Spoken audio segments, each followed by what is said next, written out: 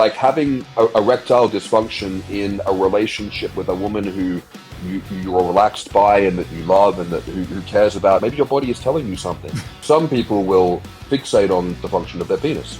Some people will fixate on things like brain fog, especially people who work in sales or people who work in high-profile jobs. I think psychologically, learned fear is the symptom that I see the most, which people would call anxiety in various aspects, but it's chronic state of learned fear. What are some classic things that you see that put you, or that you raise suspicion in you that this person may be dealing with low levels of testosterone from a subjective side only?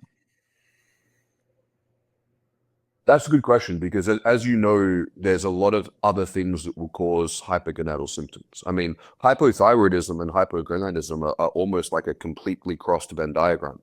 The symptoms are mostly, when you look at male hypothyroidism especially, they're very, very closely related.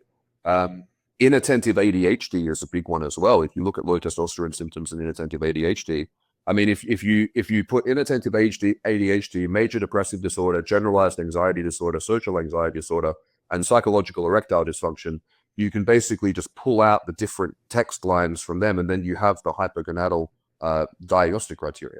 So I think how it's going to express is going to be different for different people, and I also think that the degree of the priority that people place on different things will have a different degree of importance.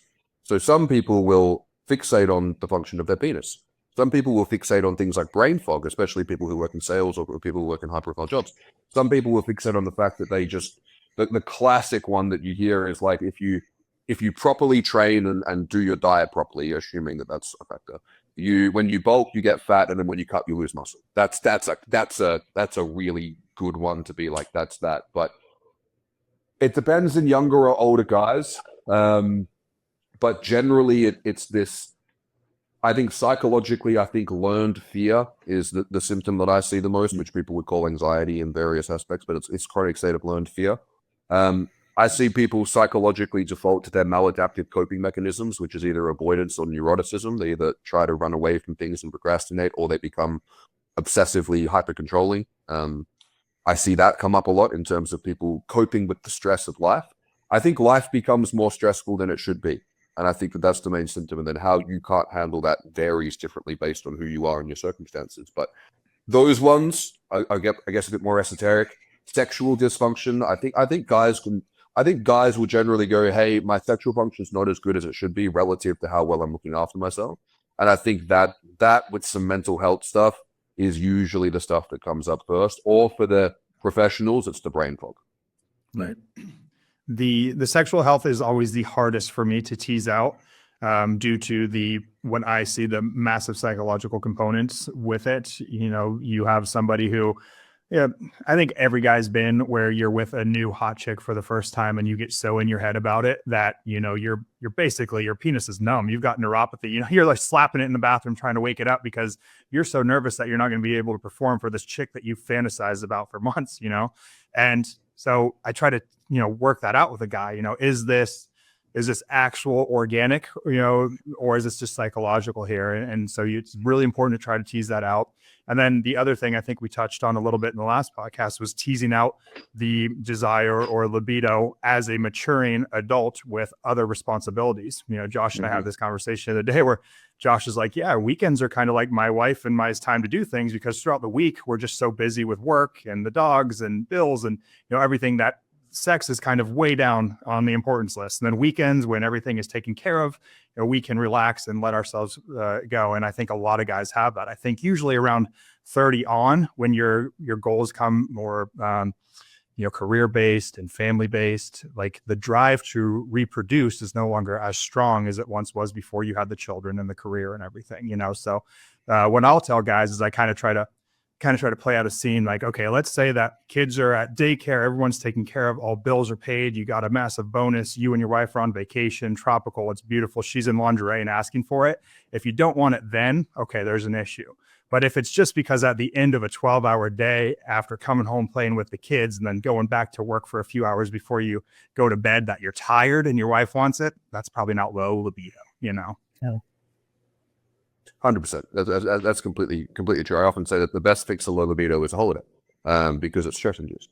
And I think that I think that it's, and I find sometimes it can be, I don't know, surprising that and I don't mean this disrespectfully to people, but I find that sometimes it can be surprising that people don't understand this. So I think it's really important to explain it in a way that's very non-judgmental and just very clear.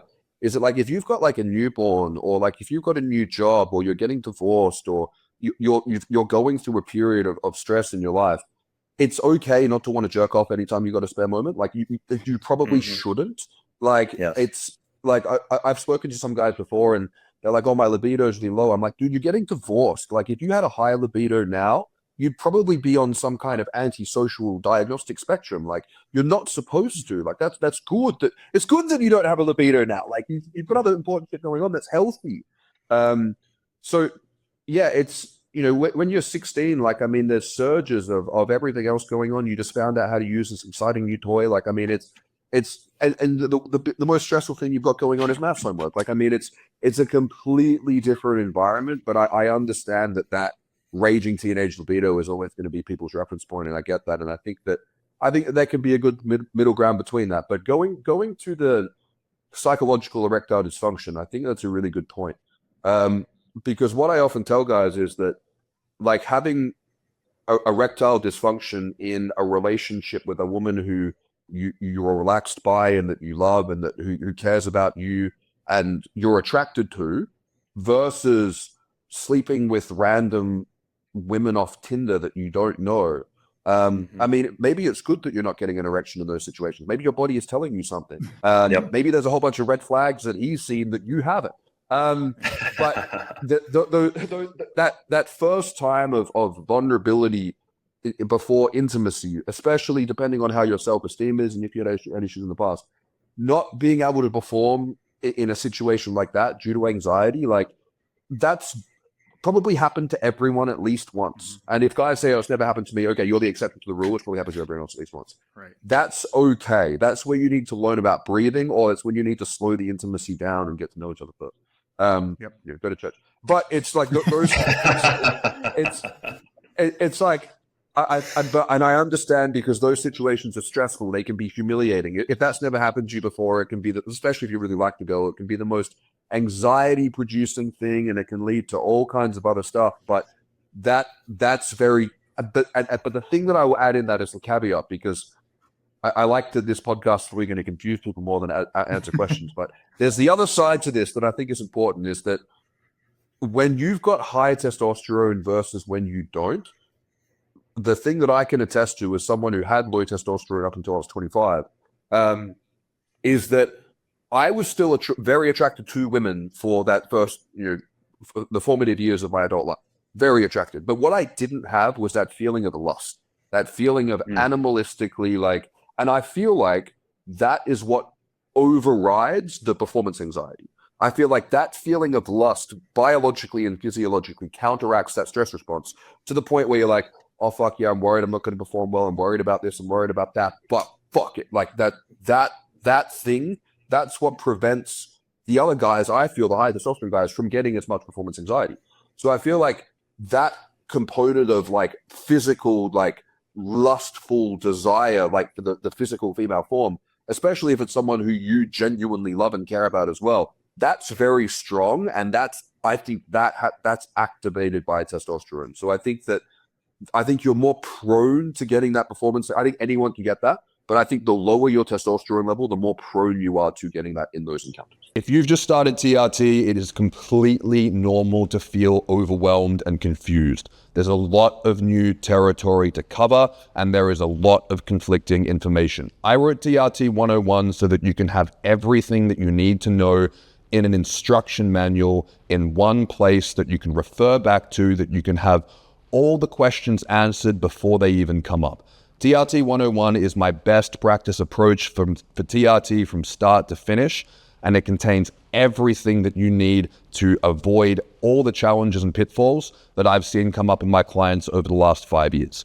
You can check it out via the link below. Yeah, for me, like, even when I had insanely high levels of androgens and I was almost like at a sexual deviant point, it was weird because intimacy was always so much more important to me than just lust. Like, I had to, even if it was a random hookup, I'd been with a lot of women, not bragging or anything, but I would have to somehow tell myself like I really care about this person and fixate on things that I, like really liked in her. And then eventually I realized like, this is just stupid. I just need to find one person who I actually really love, instead of tricking myself into getting into this.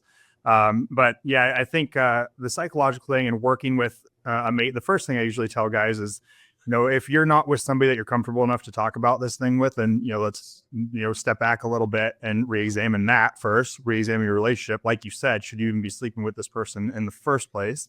And the thing that's more powerful than anything is just being open and having a partner in that person.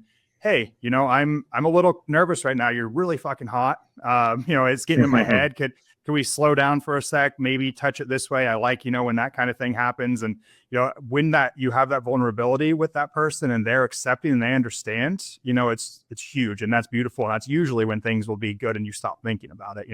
That's the first step that I tell guys who are listening. Just try to make a connection with the other person and be open and work through it. And usually just that one experience, you feel comfortable moving forward,